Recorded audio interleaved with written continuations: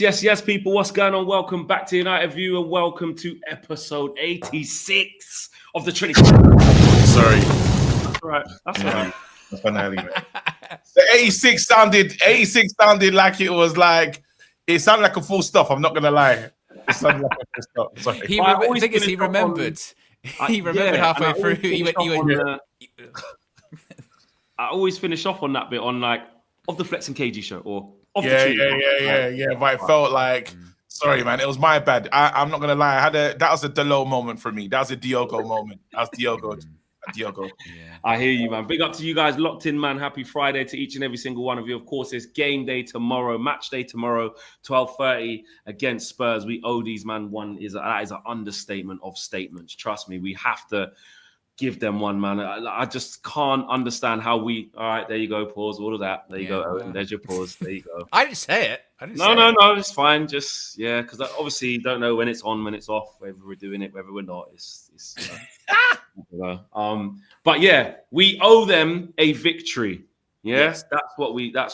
Or should we say we owe them a defeat? However way you want to look at it.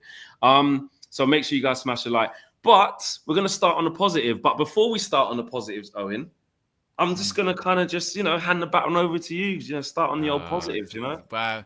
I tell you what, I had a really good segue planned. You know what I mean? I wasn't hoping you were going to hand it over like this. I was going to just be like, we're going to be talking about award-winning, Amorim and Mbeumo, award-winning, just like us, award-winning, and also optimized. Here's how. Today's video is sponsored by our friends at Oxford Natural and their all-new natural supplement, Optimum Day and Night.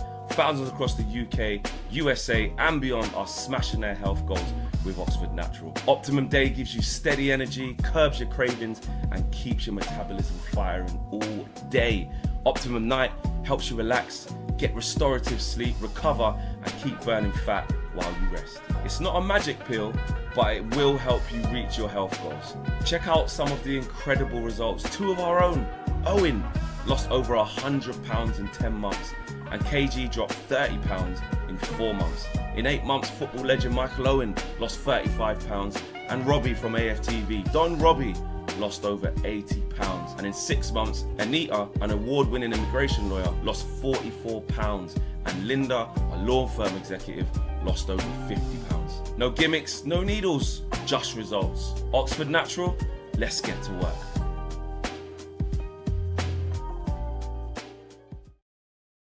Yes, you can scan the QR code. Scan the QR code. I'm trying to get out so it looks like she's saying it, but I've just woke you up from a nap. That's out of order. She's not up for it. Yeah. Mina's taller than Brian and Mbeumo. Mental. Ooh, that was loud as well. Hold on. I think it's my thing. Yeah, shout out. Well, there you go. Of course, that's where you can get your Oxford Natural stuff from. So don't say we don't help and share. You know what I'm saying? Share the love. Right above my head top right there. See it? Boom. There you go. Scan the QR code up to 70% off. Link in the video description below as well. Shout out Sis Minna as well, man. Yeah, she is taller than Brian. I don't even know what to do. I've gone lower. Oh, that's even too low now. That's too low. Yeah. Hello. KG, just be yourself. Just be yourself. Ignore him. Ignore that no, guy, because Courts is like, KG's nice loud. So no, one comment, that's all it takes. One comment is all it takes to piss me off. KG. But speaking of Minna, yeah, obviously she bucked up with the player of the month, Brian Mbeumo. Minna drops in as well. She says, fans voting is only 10% of the Premier League awards monthly. There is an independent panel that voted too. So I didn't know that. That is a bit mixed in. That's so piss off all those like salty Arsenal fans. I saw them in the chat earlier on going, well, why should it be a public vote then? Because it's not legit. It is legit. And also, we have the biggest fan base in the world. That's why we won that. And actually, we didn't even win it because we're the biggest fan base. We won it because he's the best. So, Just there you go. I love that. Yeah. Don Robbie messaged me today straight away because he was doing it on DR. And I was like, we're going to win both of the things, Yeah, wait a minute. What about Arteta? Oh, we see the goal. Hold on, wait a minute, Flex. Wait a minute, Flex. What about Arteta? What about how many shots on target you conceded? Because you had a shot against us. Oh no, what? Shut up, man. We went to Anfield and won. You didn't do that. You got slapped in the top corner by Szoboszlai. That's what we did. That's what we did. Yeah. So yeah, and Kenya as well. She was like, "Oh, it's a fix, idiot." Yeah, I was speaking to them today on Best of Enemies. It was tell them move. Yeah, did you tell them move? I told him to move, and I went mad as well about Spurs as well. I'm on it, bro. I did it all. I did it all. Just know I did it all. Are we gonna beat them? Absolutely. We're gonna go because it's time. The time is now. I know. We can stick with the good news, and we can get into that in a second. But I would like to go on and talk about Mbeumo and Amorim, especially because we need to do this. You lot had your say this morning on Troy Deeney and stuff, yeah? Brother, I'm telling you, when the media starts, like, obviously X called Sesko a giraffe. He's saying that he said it first. He was the first one to drop. Well, he's claiming the giraffe one, so he's probably thinks Troy said he said it's his. But now it's just in the ether, right? That's what they do. As soon as someone says something about Man United, it just has this ability to stick. So now with Sesko, the pressure has been applied. And I think it's disgusting. Like, that's why we have to almost push back, because Mbeumo has had a good month, a really good month, and he's been a good signing. And that almost gets looked at on a lower level because it is Man United for some strange reason, when it should be, you know what? Man United have done good in the market. They've identified a talent that was doing well, and they've gone for Prem proven, and that strategy worked. Well done, Man United. That's what it really is. Yeah, and people don't, and what it is because of our track record of buying players. The reason why is, obviously hated the dog, never ignored. But the real reason is that people don't want to admit that Man United got something right. That's what it is. Like, they got a signing right. And obviously, look, there's a long way to go and rare. But the opening months of Bryan Mbeumo at Man United, even the games he hasn't scored or assisted in, we can see what he's on. It's been the same with Cunha. There was a little bit of a period where we were like, need him to kind of raise it a little bit. We need a little bit more. But by and large, you know what he's capable of, and you can see some flashes and some glimpses. In the last couple of games, he's starting to come into his own a little bit. So for me, I think it's brilliant. I think it's brilliant news. And someone said there about Amorim, managed to say flex one apology, won't apologize. One apology to Amorim of the month. But I'm basically saying, are you going to apologize because our manager got manager of the month? Listen, brilliant. I'm very pleased for Amorim. I'm very pleased for us that our manager has won 3 games in a row and got manager of the month. That's what we need to happen. Yes, I wanted to get next month as well. So no, because that wasn't an apology. I think you look really uncomfortable about Amorim's success, and it's really hurting you, the fact that the team's doing well. That's what I feel. Yeah, I agree with you. I feel you're so, like, you don't want to be wrong, and you're pissed off that we're winning. 100%. I couldn't agree more with you. You've read it to perfection. You can see that this is through gritted teeth. Why couldn't it be Arteta that won that? Like, why? It should have been. It should have been. But like, listen, man, to get it, I saw someone post, I've seen this before. They're reeling off like the Sir Alex with the player of the month. You know what I'm saying? When they get manager and player of the month, put Ollie in there as well. You know what I'm saying? A couple more Sir Alexes. It's just a good feeling. You know what I mean? And when I saw Amorim's, not press conference, but he'd done another interview. Obviously, he's doing millions of interviews every week. He was just talking about, like, how positive it is and stuff like that. And then I saw a behind the scenes video of, did you see that video of Cunha of come to training with me? Have you seen it? Yes. No. Yes. It's really good. Yeah. It's just a fun video with the Premier League where they give him a camera and he just goes around, like, he just looks like the man. Everyone just loves him. Although in the video, the irony is that they all want to be away from him. But he's like, Luke, you're my best friend, man. Come sit down with me. What? Look how they treat me. Then he's going up to Cobby. Cobby's like, get the camera off, man. Like, it's just a good. KG, you will love it. Like, you will love it. You know what's exciting about Man United, and it hurts that we've only got 1 game a week, because before doing stuff like this, there was always something to talk about in regards to Man United. But we're actually being run properly. So there's no scandal. There's no scandal. There's no, the club's actually doing everything it's meant to be doing, but we're just playing less games. So there's usually every day there's a guess what's happened at Man United. This has happened with Rashford. This is how this player's feeling. This player's feeling like that. Now it's like business as usual. okay, how's he doing? These lot on target. So the energy is good at the moment for Man United. And it's a weird position to be in. I was just thinking because it's this comment here, and I thought it's so true. Like, cue like a massive scandal. Nah, don't. Because it was really. There's nothing happens. Nothing. Wasn't Lenny Yoro saying this? Did you not see Lenny Yoro's quotes as well? That like, oh, we have to just be on good vibes. We have to get on with people. It's all about the team. I think it was The Athletic or so. He was basically talking about last year versus this year and the feeling in the dressing room and stuff like that. Someone sort of, you never know on X, they added in brackets like Garnacho, like as if to say like we've got rid of like bad eggs and stuff like that. I ain't really buying into that because I don't know how real that bit was. But The Athletic, I did see that Lenny was basically just talking about like it's not about like just the individual. It's about the group. It's about the energy, the positivity. We have to not have any drama and a lot of words of those effect.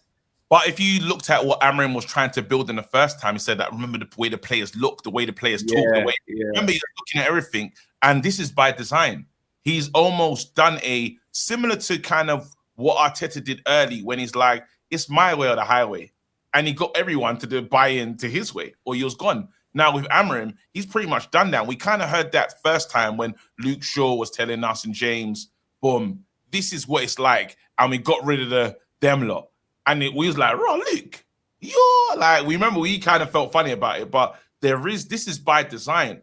The energy, the feeling, and even when I watched Wilcox talk about players wanting to stay, they got the podcast now. Did you like that podcast? I liked it. I think it's Man United are doing good things, like off the pitch as well. Like I enjoyed that, even if it's PR. Well, it's good PR. You know what I mean? Like, yeah, you have to have some good PR. I didn't get the criticism of like there was actions speak louder than words, and you go, yeah, but that doesn't mean you can't use words. You know what I mean? You can still use words, and granted, look, it's easy. That interview is much more palatable after you've won 3 games in a row than you've beaten them 4, as opposed to right after, let's say, Grimsby. But yeah, it's good. It's good. I mean, like I said, today we got the manager and a summer signing as well. Not just a player, a summer signing. Holding the Player of the Month trophies. I don't know if you saw the pictures, KG. Not only Amorim and Mbeumo, but also Flex. Did you see that one? He was celebrating. Oh, that is absolutely brilliant. That is so funny, bro. Look at Fleck. You know, like before you open a message in WhatsApp, it has the preview before you open it, so you can see half of it or whatever.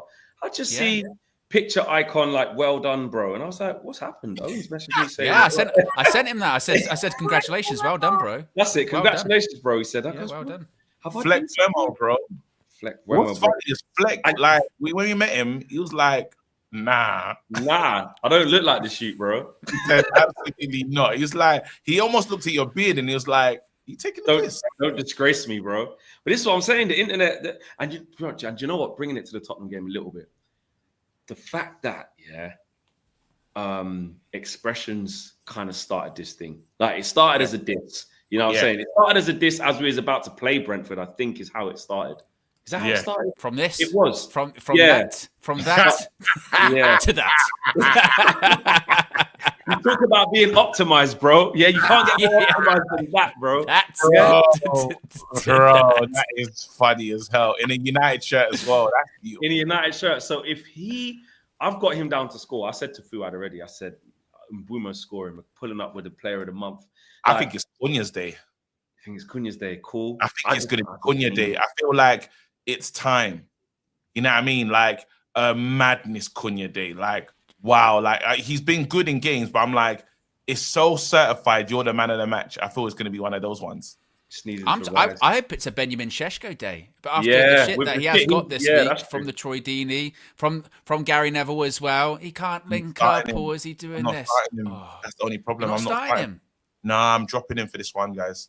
I need that. I need Mason Mount in there. Obviously, there's a super chat. Lil Yo-Yo's asking me if you want to put that super chat up. I think it's because I have KG House Scholar, brilliant. So if you see how Spurs play, obviously in the half spaces and the press, that I'm not What are we doing?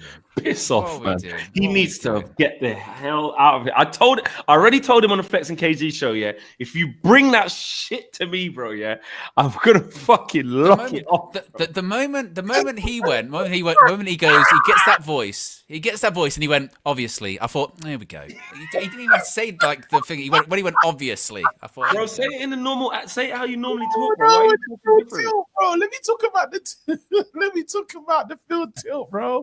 Let me be, bro. On a serious note, though, the way they play, we have to press. I was even talking to a Spurs fan, and he's like, if we're left, like, see how Chelsea like made it hard for them to get out.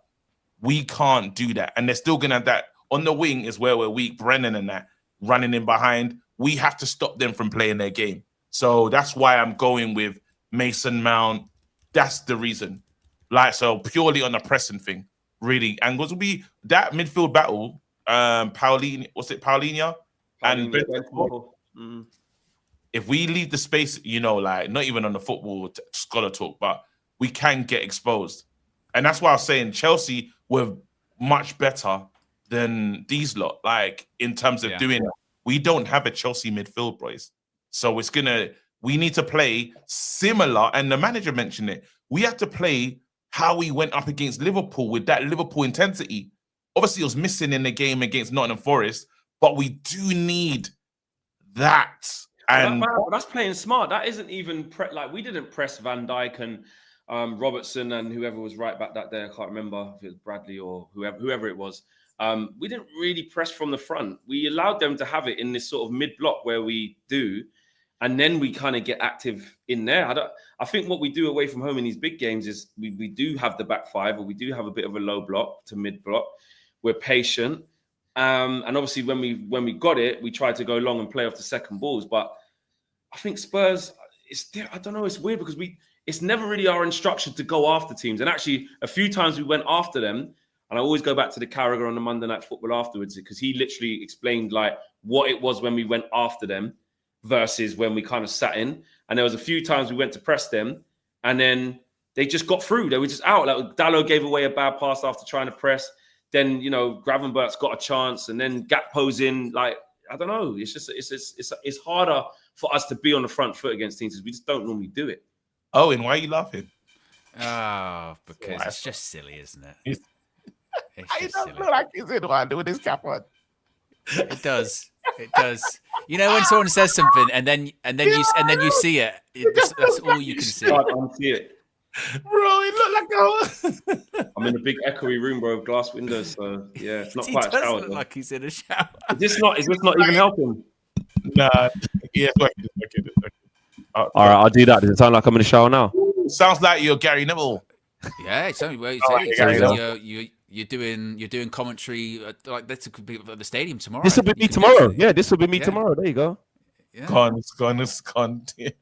Let's go over to Flex at the Tottenham Hotspur Stadium. Flex, what can you tell us? Well, basically, there's United viewers absolutely thought that I was in a shower the whole time. I have to say, I'm not in a shower at all. I'm actually in the gantry at Tottenham Hotspur Stadium watching Manchester United at this time, this moment in time. That I know I said that Šeško looks a little bit awkward, but I have to say I was absolutely wrong on that one. He looks absolutely fantastic tonight. Against Like you wouldn't believe?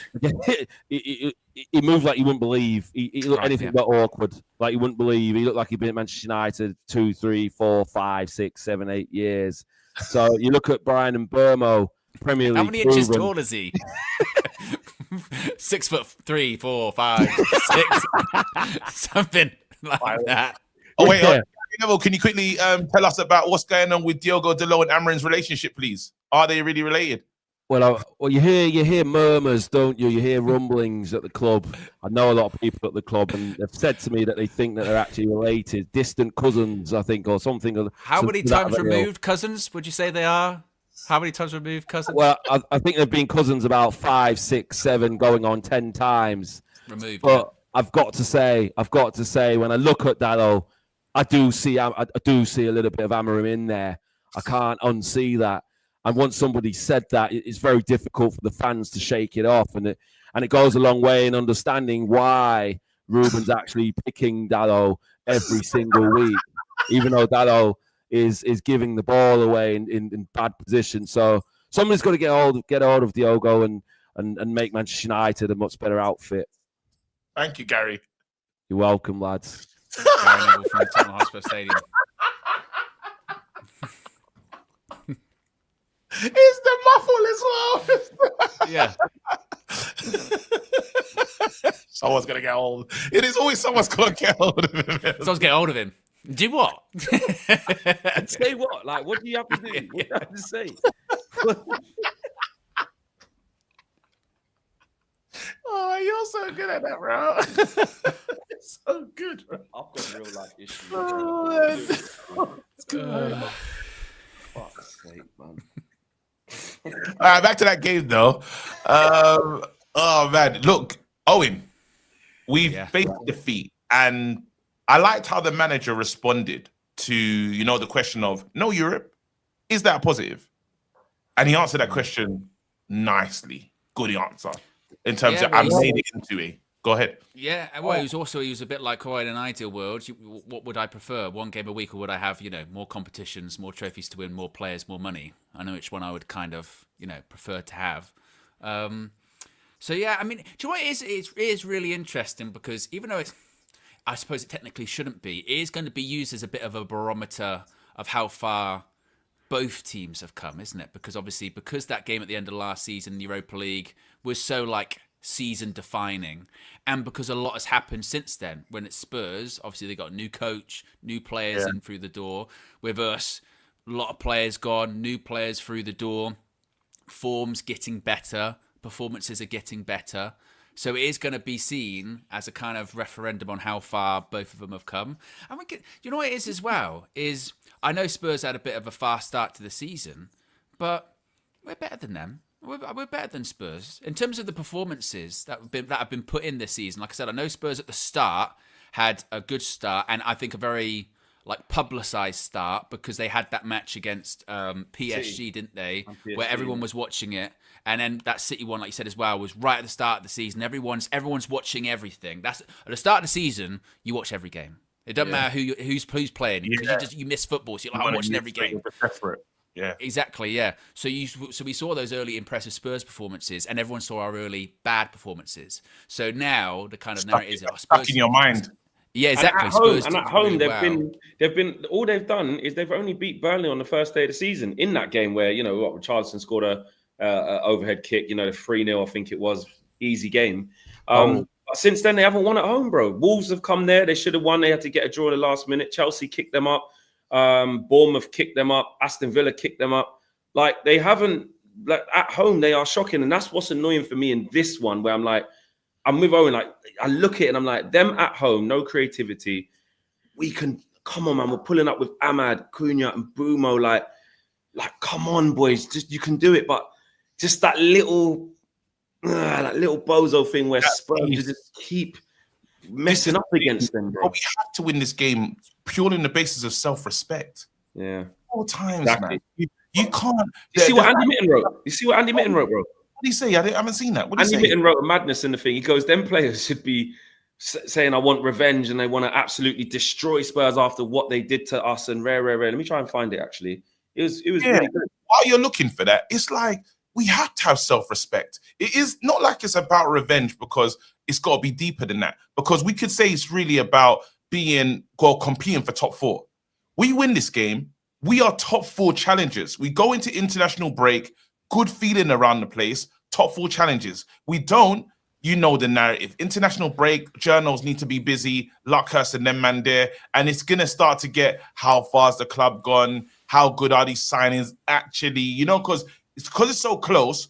Man United could be like, if we lose this game, 13th, 12th again in this international break. I haven't checked that. I haven't checked the numbers totally. Yeah. You're right.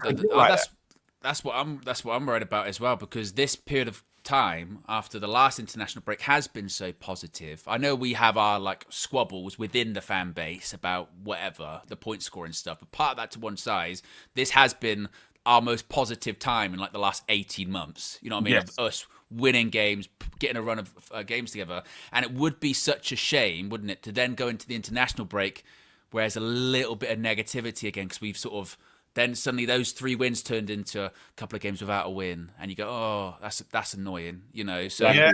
I think it's so important just to keep that momentum going. The 2 weeks still have that momentum behind us, even if it is a draw and it's like, well, we're unbeaten in our last 5 games. Exactly, that means and we're something. not losing games. Yeah. That's good. That's not what we want to be aiming for, you know. And that should be like last gasp, you know, scenario of a draw. But I just a loss rather, I think would really hurt us. Just at the wrong time. And like you said, we owe them. We need it. I think we've got better players. I think we've got a better feeling about us. I think Spurs are fortunate in the sense they had that Champions League game midweek to try and boost themselves a little bit. But that might go in our favour though. So then after they've given their all in the other game, because both teams, I'd say Man United, we're not consistent. So I understand what we're going to be this season. I don't think we're going to be. I think it'll be like 2-3 games loss. You know, before it's win lose. We've been on that kind of scale. But I feel like we're so close to being a more consistent side, and if we can get that consistent together, then we're really talking about top 4. Like serious. Like that's really.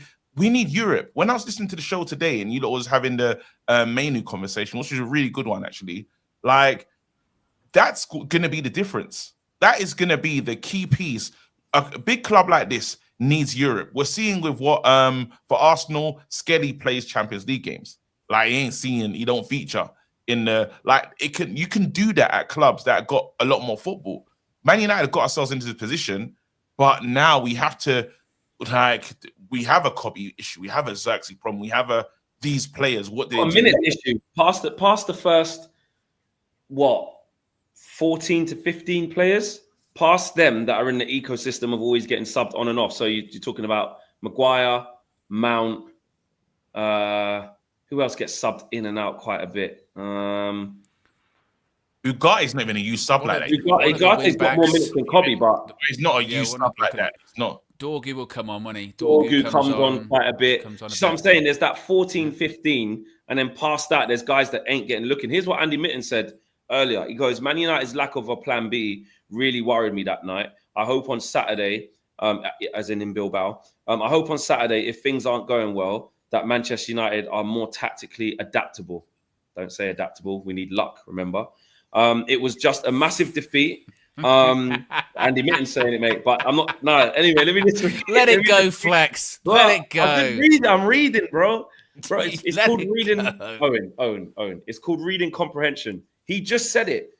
I hope that on Saturday, but the bit you added on. Hold on. The bit you added on. You didn't need to add on, did you? Owen. Comprehension skills. You're very smart. KG, you're very smart. We're all smart guys here, right? I'm just saying he's not talking about. I hope on Saturday, if things aren't going well, Man United get lucky. He didn't say that.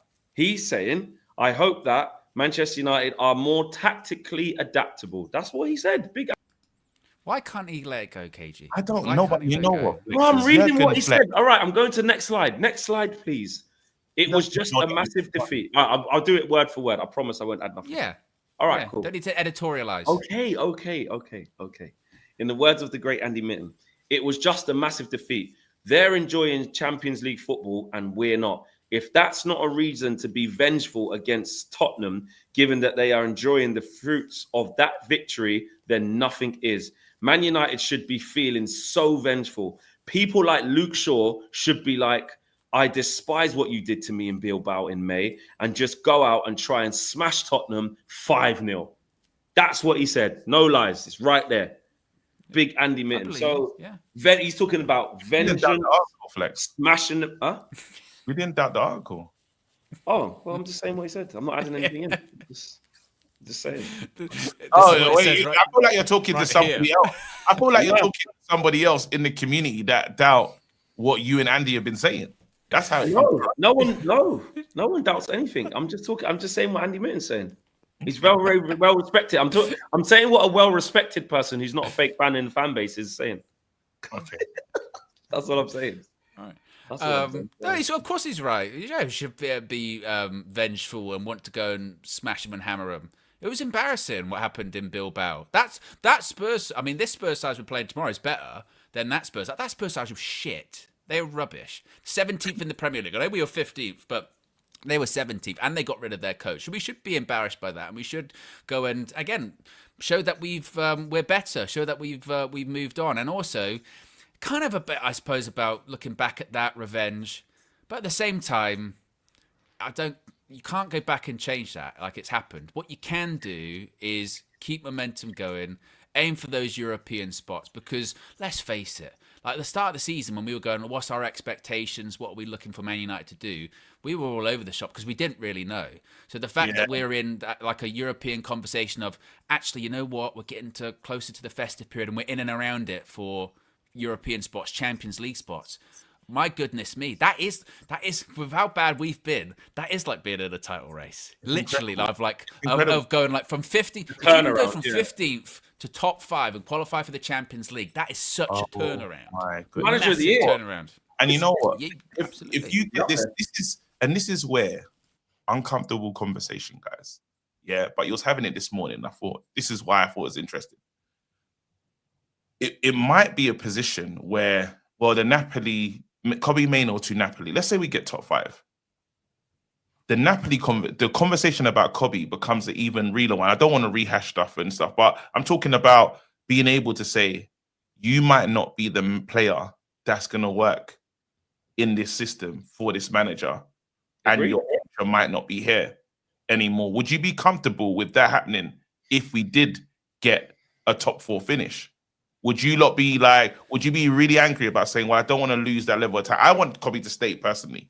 But if it's a thing where Kobe is not going to, if we're on the on and up, yeah, and it just is not with Kobe featuring, would everyone be comfortable with that? Or it'll be something that you look at like Herrera's situation when you're just angry? It's true. I think it's the true meaning of like club progression over any one player, right? It's the true meaning of that, isn't it? It's the true test of that, should I say? The true test of, are you willing to sacrifice a kid that we hold dearly in our hearts, that we really want to work here, versus we finished 5th, we invested into, they gave us Anderson and this other midfielder and said, this is the way to go. And, you know, it's all what it is. The truth is it's always club over everything, innit? Definitely. I still would feel uneasy. I would still feel uneasy because, the emotional side of it, I hear that. Like, I want Kobe to stay here. I'm like you. I said, like you heard what I said this morning. I'm selfishly like, please, Kobe, just, I know it don't look good. I know it's looking kind of, you ain't getting in-ish for a while. If I'm deep down, I'm like, Amorim's never really going to fancy you, in my opinion. But, like, football changes quick. Like Owen was saying, things can just... All of a sudden, Bruno left. He went Saudi. We didn't really think that was happening. Casemiro's gone. Things change. Kobe's playing there next to Anderson all of a sudden, and it just looks different. Football can change. Casemiro, you know what I mean? he was someone that was completely out of it like a year ago. Now he's our most important midfielder. You know, he'll still go at the end of the season, but I still, you know, things can change quickly with Kobe. And actually, KG, to your point, I think if we did get top 5, I think the issue kind of goes away then. Yeah, because I think it's a situation whereby this season we're playing our least amount of games that we have, and also at a time which nobody's getting injured because the injuries are going down as well. So, like Flex was saying earlier on, there's no real rotation because there's no need to rotate because of no injuries and no games. If we finish top 5, we're in the Champions League, then he immediately knows, right, my game time's going up, so I could stick around. I am going to be playing games. On top of that, actually, what this coach is doing, what's happening here, it's working. Do I really want to jump ship now? They're on the way back up. And I'm a United fan. You know what I mean? And I'm a United fan. He's a United fan. So I'd be like, well, stick around for a little bit longer. Then Flex says, what happens with the midfield in the summer? Maybe it does take an extra year of like Ruben working with Kobe to get him to the point where, that's what he needs. Or maybe there is a moment this season where it happens where he breaks into the side. So I think that if we got that top 5, I think it would mean he's more likely to stay. It's just about, I think, whether or not he does go to the World Cup. And if he doesn't go to the World Cup, does he then hold some like resentment? That's why I let him go. That's why I let him go. I'm letting him go to Napoli. I think that's perfect situation for him. The speed of the game. So in terms of being in the manager's eye, I think it's going to be difficult in the Premier League to get the attention of Tuchel anyway, because the clubs that are interested, Newcastle, will he play week in, week out for Newcastle? Maybe not. I think there's too much to do in that West Ham side. You don't want to be at a club where he's not going to be playing well enough. He's probably not going to be on the front foot enough. Got too much to do in terms of save them, like a Tevez thing. You can't do that. So you want to go to a club where things are going well. That's not what I want personally, but I'm like, if you want to still look after, keep the player, because he's not getting in. Bruno he's not competing with. He's not getting into England this year, though. He's not competing with Casemiro. The main thing is he's not competing with Casemiro to get into this team. He's competing with Bruno. And Bruno is never injured. Yeah. Like, he's always available. Your chances of you playing and Bruno plays 90. Bruno plays a full game. He doesn't get subbed off.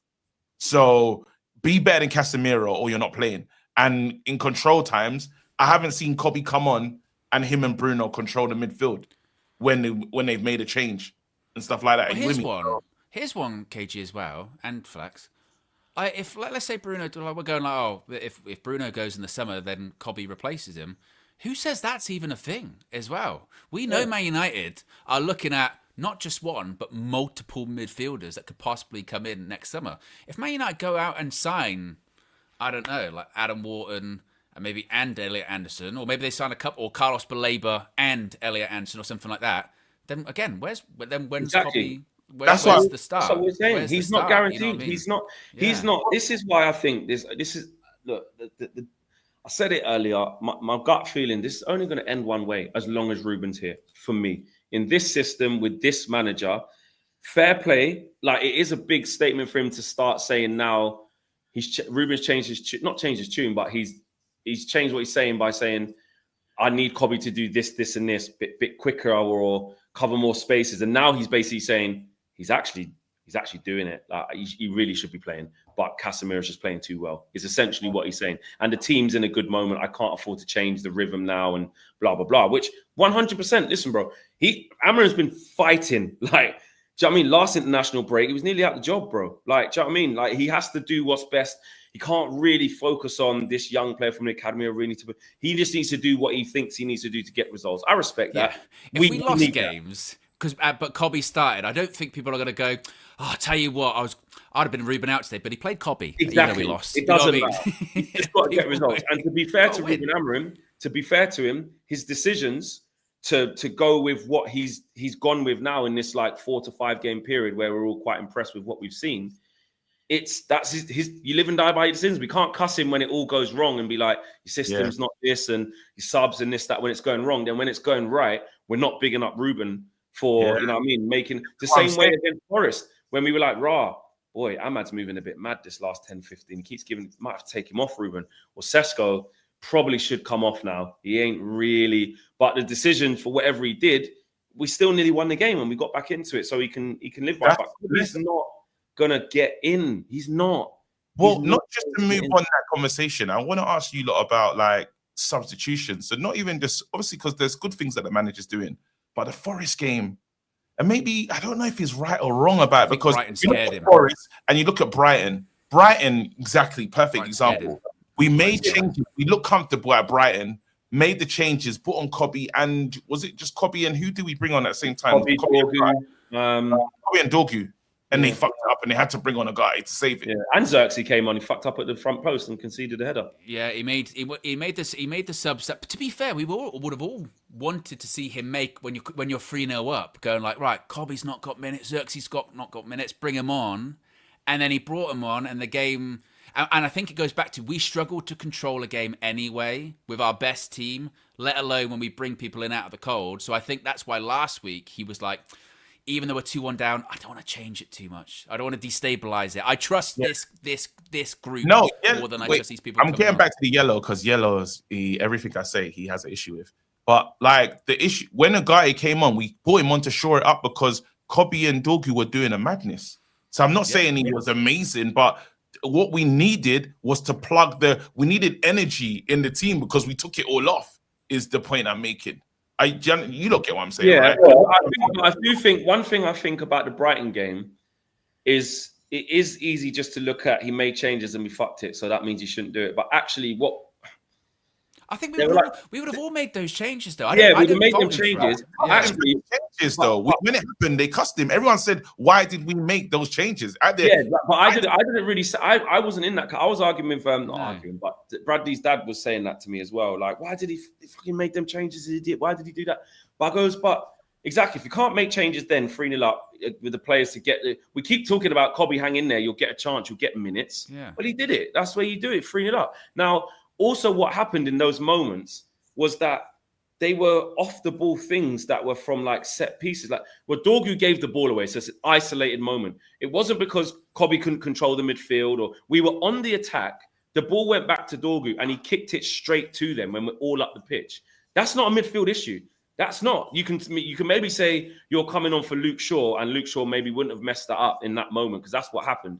But like, it wasn't to do with Kobe couldn't control it and then the second goal was making the corner. He was making mistakes in that game. He was. Who? Well, and also, the goals came. The goals isolated incidents as well, isn't it? It's also about not just necessarily where the goals come from, but also the overall control you have on the game, even after that. So an individual mistake can happen, but then after that individual mistake happened, we'd lost control. We couldn't wrestle control of the game back because maybe we didn't have the people to do it. If that makes sense. But with them same people on the pitch. We got the ball down, calmed down after that 10-minute where we were really scared. We got the ball down and had a couple chances, and then Mbeumo scored. With them same clubs on the pitch. But then you could argue, but they scored 2 goals. We only scored 1. You lose that section, don't you? You know what I mean? That's what I'm saying. It's too microscopic. I think. Don't get me wrong. I'm not him making them changes. 100%. I get it. It influenced it because Dorgu's cold. This is the problem. Yeah. And I remember when I said, guys, what was it, a red carpet ago? About 3 red carpets ago, I went, guys, Kobe's got no rhythm, you know? Like, I know like he's going to get minutes and everyone's saying, yeah, but when you get on, do something amazing to push Casemiro out of the team. I don't think people are really clocking how difficult that actually is for a young player to do who needs that run of games. If you speak to Kobe on a personal right now, I'm just hypothesizing, I bet you he'd be like, and everyone just wants me to just come on, bro, and just like I've got no rhythm. And I know you can say, well, it's Man United, pull your socks up. That's not how it works. You gotta shine over Bruno. You got to shine over, but it doesn't actually work like that. We're forgetting how young he is. You can't just say to him, go and do something amazing in this 15 minutes. And guess what, bro? Even if he does, bro, if Kobe come off the bench here and scored against Brighton, you think he's going to start the next game over? That's big club tax, though. That's it. That's the few in bit. That is a big club. Yeah, that is big club tax, but we do have to also understand how difficult that actually is. Like even when he's changing the centre backs to say, "Come on, cold." Like when he put on Euro against Brentford, and you're going, "Bro, we've been giving the runaround all game. Like there's 10 minutes to go. Them man are hot. Sharda's hot, running. Like just get up to speed." Any pro will tell you, bro, that's hard. You know. Yeah, of course it's difficult, but I think there's 2 things because I think there is a place where you can say Ruben. In that Forest game, should have been brave. But if I think about that Forest game from a Ruben perspective, I'm like, I get why you didn't want to roll the dice because of the war. Like they were up for it when we weren't showing the same levels of up for it. And if I bring on these guys that are cold, we might get done. That's why I wasn't that angry. That's why I wasn't that angry. I'm with you. I wasn't that angry. And also, you got it right. We equalised. But it's still kind of negative though, in a sense, to not bring on an attacking player type. I don't know if it is though. Isn't it like a double-edged sword type thing? But he got it right. We equalised and also we should have won the game. The ball was cleared off the line. And this was going to be my question to both of you would be, if you were Ruben though, what would you do in this scenario? Like you've got to do game by game. What's the right solution there? Because you can't give him minutes for the sake of it of being like, wow, you know, he needs the minutes, but also the game time right now is as precious as it's been in ages because we've only got so much of it. We've only got a very finite amount of it. So you can't even be like, oh, I'm going to give him minutes, you know, final 10, because as we've shown, we're not in position to control the game all the way through. Even if we're 3-0 up with 10 minutes to go, we can still concede 2. And Ruben also, as we said, he's got to get results because if he doesn't, then obviously the pressure's on. So I do actually kind of sympathise a bit with Ruben. He's damned if he does, damned if he doesn't. What can he do? Remember we had this, there was a game and LVG changed forever. It was against Leicester. And he had the attacking players on, and it just Di Maria. I think we had it looked like, oh my god, is this what we're gonna do going forward? 5-3, wasn't it? Yeah. And he said, never again. Literally, it's like that style just went, and managers might have that where they just decide this ain't for me. And maybe our manager's one was Brighton, because it's all on the line. We're talking about winning a certain amount of games back to back, and he just didn't want to go. Like, it's a trust thing. I think what we know with our manager is that he goes off of feeling. He goes off his gut. He has spoke about that a lot in pressers or big interviews, not pressers, but the interviews where he does the sit downs. Like, if I don't feel something or I go with what I feel, there will be a time where maybe even the next game, maybe even tomorrow, I have the feeling that Kobe's right for this. Like, get on the ball, man. I got the feeling now. I've got the feeling that it's time to take Benjamin off. Or I had the feeling, like you're saying, KG, this is not the game for Benjamin. It's a bit like Liverpool. I'm going to bring Mason. I got the feeling. And you live and die by the feelings and the decisions, innit? So I don't think there's going to be a one-stop shop of Ruben will always do this in there. I think it's going to go game by game. He'll look at how we've been playing in the game. He'll look at the emotion in the stadium, like things like that. Like, are the crowd up like they are by doing that? I don't know. It's going to upset the ambience, or I'm looking at him. He's not really tiring. Let's keep him. Let's push him. And it's about what works. Think about it as well. It's about what works. When Harry Maguire was put on last season and he scored the winner against Lyon, then suddenly Ruben started doing that for ages, right? If you've got someone, it's like Liverpool with Chiesa. Chiesa's got some late goals now, so Arne Slot always brings him on towards the end because it works. I think that even though the game time's been limited, when he has brought Kobe on, it hasn't worked. And I suppose, again, to Amorim's credit, what are you going to keep doing? Keep doing something that's not working? No, you're going to keep trying to find something that is going to work or has been working regularly. People argue, well, he keeps playing the low, so that's a mixed comment. But it's not like, it's difficult because there's so many, while the team's doing better, it's improved, there's still so much that needs attention. And one of the things that I want us to get ready for is AFCON. Because them players, we need to start preparing for. Well, we're losing our attacking threat on the right hand side. It's gone. Our right hand side goes like it's gone from late November. Was it late November? When they leaving? December, isn't it? December. Sorry, I think it's December. December, and that's gonna be tough on us. The right hand side completely gone. You know what, KG? Yeah. I'm just sort of thinking out loud here. Yeah. Is that actually going to, like, because the way it's been spoken about the impact of AFCON is a lot of people are like, it's going to devastate us. It's going to really hamper our season. Is there a potential actually we get through that period of time and actually some countries don't go as far in the tournament and the way the games work out, whether they come back quite quick? Could there be a scenario where actually it doesn't really impact us all that much at all? Like, it's the equivalent of, say, Brian Mbeumo getting an injury and being out for a couple of games, and then he's back, and it's not that much of a problem at all. I don't think so, because I feel like we might be kind of overblowing it a little bit. No, I don't think so. That one-touch football between Ahmad and Mbeumo is a big part of our game in terms of getting us up the pitch. Now, when you don't have that, now you're talking about Mazraoui and said whoever that player is going to be. Not the same. We're playing one-touch football and getting out and moving and really building up attacks and having the overlaps and all that other stuff that, you know what I mean, that is going our way. I feel like it's a month. Like, you know what I mean? In the same way that, like, if you picked up a bunch of injuries around the festive period, which you can do, but, like, by like January, mid-January, it's kind of over. Oh, Mazraoui. Can we look who we got? Let's look who we got. I don't know if it will define our season. That's what I'm trying to say. Even lose Mazraoui, it's going to be Dorgu and Allo. When does AFCON that much anyway? Oh, and you got bigger powers than me right now, and well, KG, you could. But when does AFCON start? Let's just quickly do this. Let's do facts. Yeah.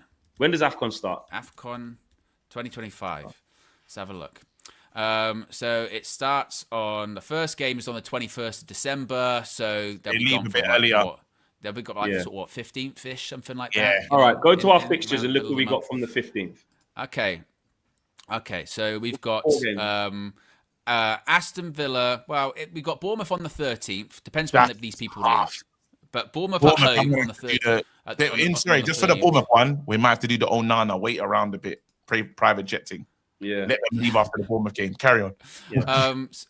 So the final is on the 18th of Jan, but the likelihood of having all of those players there, so we'll say Okay, this is interesting, right? So we've got Bournemouth, then we've got Villa away on the 21st of December. Obviously, we're playing Boxing Day. We've got Newcastle at home. Then we've got Wolves at home on the 30th. Yes. We've got Leeds away on the 4th of Jan, and then we've got Burnley away on the 7th of Jan. That's not good. Nah, the You first really three. say that? Oh, in the first three. Those Those three. three are the teams second that three- could be fighting for us for the top 4. The But second Owen- three are three that could go down. By Yeah, the way. that's the second three. That's if it makes it that far. That's fine. They could be back by then, like Yeah. you said. But the first three are the ones they're guaranteed to be away from. That's group stages, yeah. But And those the are problem teams you we're got, fighting Europe with. yeah, and the problem you got, bro, it's gonna be that right hand side's gonna burn our eyes. I think you're gonna have Dallo back at right wing back, or Mazraoui who can't attack. Let's just be real, he can't. And then on the right 10. Maybe puts Bruno, which maybe he does. Maybe puts Mount, and you're right, Owen. That bit could, for a couple of games, you might get Mount, Cunha, Sesko, and still Kobe and Bruno and Fing. Yeah. But it's We need Xerxes to go mental. That's what I'm saying. We need these. What we need, yeah, is the guys that are on the. oh, yeah, Mazraoui's not going to be there. My bad. He's going to be with Mazraoui's on. Morocco. Sorry, yeah, he's Yeah, on. so we need Xerxes, Kobe, really Cunha to play how Mbeumo is. You know, Mbeumo is the safer at None the of them moment. can play like him though. None of them. We need Cunha to carry the heavyweight in that time. Or I think we need Bruno. I think we need Bruno to do it. Get Bruno plays for us. We need to do the old school Bruno. Bruno can play Yeah. Cunha and then bring in Kobe and Kobe Casemiro. Kobe Casemiro. Maybe, yeah. I think again, and this isn't to put down what Brian Mbeumo does for us, because obviously, like, he's player of the month. He's my favourite signing. We've done this summer. He's brilliant. But I think the biggest miss actually is probably the right wing back situation there. Cook. Yeah, it's a big problem. But I just obviously, look, we're going to be a worse team, shall you say? Because you got some good players missing. I just don't know if it's going to be like, we're going to lose every single game. No. I don't think it would be no one's that. saying they'll lose every single game. Yeah. But I think Yeah, JJ I don't think it'll be that. not coming. But No, but even if we had the strongest team, this is the other point I would say. Even if we had our strongest team, that run of games, we'd probably lose a game or two there anyway, because we're going to be up and down. You know what I mean? So I just don't know if it's like, well, if they were all here, we were going to win them all. I don't know if it was going to be like that. You have a stronger chance. Just having a better chance but of doing it. But like you said it yourself, KG, we're an up and down team this season. We're gonna have 2 or 3 games where we win, and then we're gonna have 2 or 3 games where we don't win, or a couple of games where we don't win, and we're like, sky's falling. And I look at that and go, that's going to be a difficult moment of the season, but I don't think it will define the season. I'm not sure if we get to the end of it and we're like, I tell you what, AFCON really screwed us. But That's the only also, reason we though, didn't a get lot can Champions happen in League. that time. It does depend on. So that is true. Because we do get emotional as fans, obviously. That's where we need to calm down. But I it think, does, a little bit like, but also what happens. I'll tell you what is different is what happens with the fixtures leading up to that. If we're still like this, where we feel quite good, everything's been okay, and we're on a good run, it's like if you lose 1 or 2 before they get back, or we can get a draw or something, or win one, you know what I mean? You feel a little bit more confident that Mason Mount's going to step in, or all right, Dallo, you can just do a job for a couple of games. We'll play Bruno 1 forward, or you feel like. But if we're on a bad run going into that, and then you take out Ahmad and Mbeumo, and then say you got to play Bournemouth, Villa, and Newcastle, we're going to think, oh shit. Do you know what I mean? So it depends on actually the games that go before that as well. It does depend. And we owe Newcastle one. We owe Newcastle. Where's the Newcastle game? At home? Newcastle deserves a beatdown from us. It's been too long, way too long. Yeah, it's at home. Yeah, Newcastle at home. They've been And to be fair, and they ain't even been good this year. And obviously we struggled against Bournemouth a lot at home, in particular in recent years. That one's at home. Yeah. It's Villa that's away. It's Leeds and Burnley that are away. So that's why I'm sort of saying that actually, it's not the end of the world. You know what I mean? They're tough games, no doubt about that. Every game is, isn't it? Though? You're right. And exactly, and also, I get those 3 teams are teams that we're going to be, competing with the European spots for. But even by that point, we say that. I mean, Newcastle aren't doing great in the league. They're not. It's a lot of players that we owe. They could be by then. They could be by then. Yeah, they could be. Or could be the other way. Like we're talking about into December here, so we're talking about 6 weeks' time. As has been shown with the table, there could be a lot a lot of up and down in that. So that one as game on well. Boxing Day, that's why everyone's going mad. It's just us. Pricks. Yeah. Pricks. Yeah, You know what? You know how like, you know what I mean? bro, no, but and it's 8 o'clock kickoff as well. 8 o'clock kickoff at night, and people got to travel on Boxing Day. What's the public what? It's transport 8 o'clock look at kickoff that in point Manchester. as well? Well, worse would be worse if Newcastle. you're not getting Yeah, it's bullshit, isn't it? No, I think I still will. I don't know. I'll see. It's not. It's nasty for a lot of people. A lot of people that are traveling. You know what I mean? And yeah, that's that's a remote thing, bro. That's a remote thing. You're mad, bro. And God forbid they get fists up. Yeah. On the road Boxing Day, and I see you outside the stadium. Nah, I don't want to see that for you, bro. Nah, that'll piss me off for you, bro. Yeah. I might shout Tabrez already, bro. You can have my ticket, bro.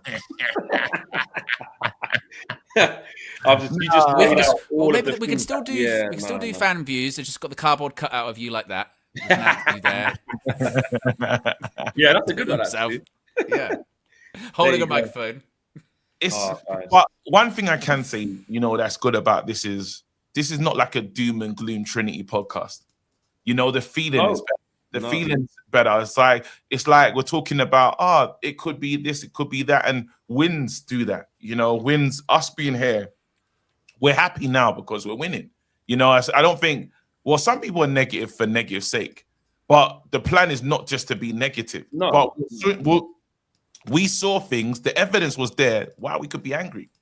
Now we're winning games. We're all right. Yeah. Like, it's such a simple model that people kind of need to really understand, like, you know what I mean? So I'm now just giving myself what I'm hoping for is when it does get ropey again, that I can hold the line. Yeah, well, that is the learning curve of the thing of, like, all jokes aside, all controversy aside, that is the thing that is the true test in it. Like, when it gets shit again, when we do get some bad moments and embarrassing losses, we will.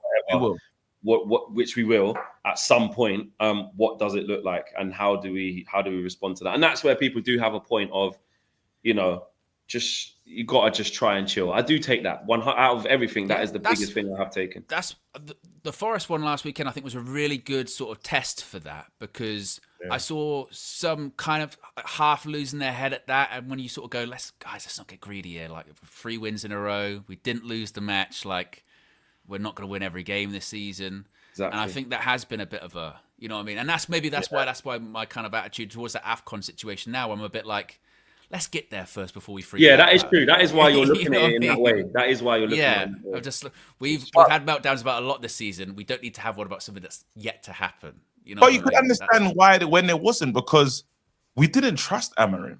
No, we didn't trust anything that was going on, and the proof was there. Like we didn't trust Amorim, and we was right to not trust him because we were shit.